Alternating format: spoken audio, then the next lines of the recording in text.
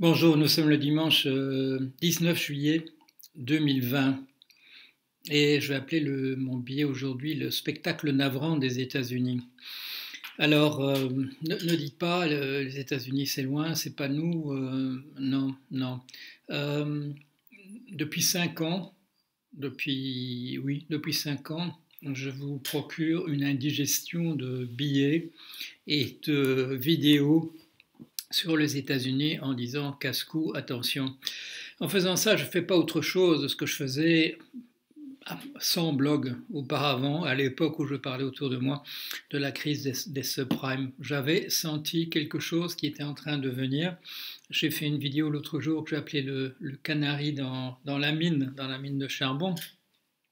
Il y avait quelque chose qui était en train de se dessiner et ce qui était en train de se dessiner et qui est en train de se passer, c'est-à-dire l'explosion à échéance très brève de la bombe Trump aux États-Unis. Je ne sais pas si c'est la chute d'une météore.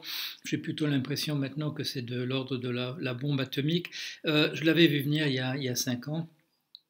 Et j'ai commencé à vous en parler de manière systématique. Et la situation maintenant aux États-Unis est abominable, absolument abominable. Le gouverneur de la Géorgie poursuit en justice la mairesse d'Atlanta, la capitale de la Géorgie, parce qu'elle impose le port des masques dans un état où la pandémie est en train de véritablement exploser. Et la mairesse et son mari sont malades, ils ont le coronavirus. Dans l'état de l'Oregon, le ministre de la je souris ou je ris, mais c'est extraordinaire. Le ministre de la justice locale, enfin le chef de la justice de l'État, l'Attorney General, poursuit en justice les troupes fédérales qui ont été envoyées donc par le pouvoir central pour protéger les monuments. Les monuments. Et l'État, le gouverneur de l'État et l'État considèrent que ces troupes exercent une violence intolérable. Une mosaïque de différents États ayant leur politique, chacun la sienne, des bagarres à l'intérieur des États mêmes.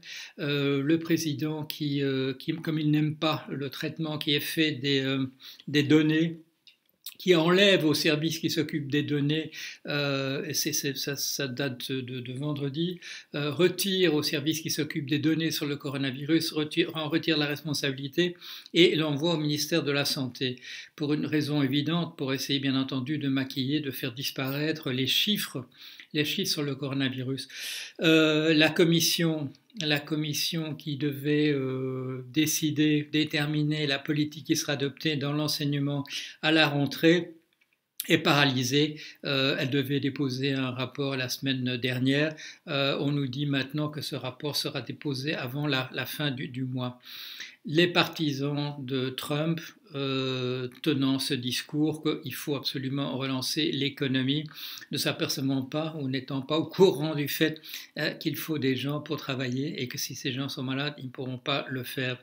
Et pendant ce temps-là, Trump organise ses meetings qu'il imagine triomphaux. Ceci dit, il a dû encore, la semaine dernière, a dû en décommander parce qu'il n'y avait pas assez de monde qui s'était inscrit. Et il organise ça en encourageant les gens à ne pas porter de masque. Des partisans de Trump se sont rendus dans une salle où ils ont enlevé les étiquettes sur les sièges disant de maintenir une certaine distance. Personne ne portait de masque. Quand on dit en rigolant qu'il y a quelque chose de l'ordre de la sélection naturelle dans des choses de cet ordre-là, c'est-à-dire que la stupidité, les gens les exposent. Est-ce qu'il y a une vérité de ce type-là? Est-ce qu'il y a quelque chose de l'ordre de la sélection naturelle qui élimine les plus stupides? Bien entendu, comme on le voit dans ce cas-ci, les plus stupides peuvent devenir contagieux et entraîner les autres, bien sûr, si les autres ne sont pas suffisamment prudents. nous avons une situation qui se dégrade de jour en jour. Alors on dit Trump s'enfonce, il double toujours la mise quand il a tort. Mais, et là, c'est le livre de sa nièce, Mary Trump, Mary Lee Trump, pour la distinguer de sa tante, Mary, qui explique un peu partout, maintenant elle est interviewée un peu partout en disant j'ai écrit ce livre pour empêcher qu'on le vote pour lui à la fois suivante. Ce type n'est pas, non seulement il n'est pas capable d'être à la tête des États-Unis, mais il est dangereux. On ne peut pas imaginer une seconde qu'il se représente une seconde fois. Ce qu'elle ne voit peut-être pas, c'est qu'elle l'encourage indirectement. Pourquoi est-ce qu'elle l'encourage indirectement? Parce que, comme elle l'explique dans son livre, et comme on ne le savait pas, elle a procuré 19 boîtes d'archives à la Cour de New York qui s'occupe des affaires de la compagnie de M. Trump. Pendant ce temps-là, nous avons toujours le rapport de M. Mueller, les 400 pages qui faisaient la liste, entre autres, de 11 chefs d'inculpation possibles pour obstruction à la justice, pour entrave à la justice, qui dit aussi dans la partie sur la collusion que s'il n'est pas arrivé à des conclusions véritablement probantes parce qu'un certain nombre de personnes ont refusé de parler, de se rendre à des convocations, ou ont délibérément menti lorsqu'ils étaient interrogés. Tout ça existe toujours. Ce qu'il y a dans le rapport de la commission Mueller, en filigrane, je vous le dis au moment même, au moment où c'est sorti, c'est la confirmation de ce que la commission Mueller faisait déjà entendre en inculpant un certain nombre de personnes en Russie, des civils et du personnel du ministère de la Défense, laissant entendre qu'il y avait des chefs suffisants pour inculper M. Trump de haute trahison.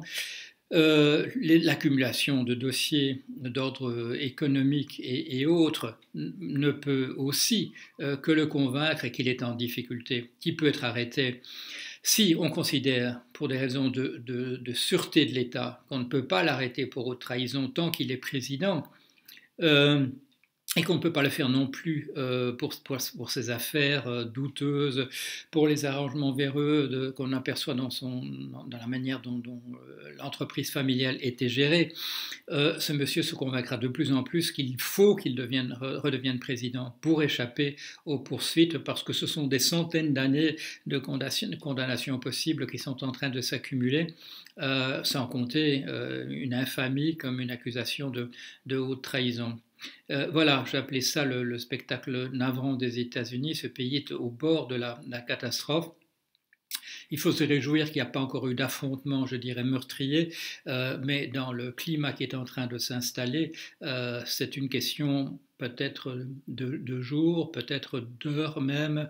La tension au niveau local devient immense, pas tellement dans des États qui sont, je dirais, tout à fait unifiés du point de vue des opinions qui défendent, comme des États ruraux qui ont voté à 60% pour monsieur Trump, pas en Californie, pas en New York, pas dans d'autres États de la côte Est qui ont une majorité, je dirais, de gauche, selon le sens classique du mot, et qui, par conséquent, où il n'y a pas de véritable opposition de type de Trump, ou alors elle est tout à fait localisée. Quand vous regardez la carte de la Californie, vous pouvez très bien voir que toute la côte est acquise au Parti démocrate et aux valeurs de gauche, et c'est seulement l'intérieur du pays, les zones rurales, dues à l'irrigation et les zones désertiques où on trouve des représentants républicains.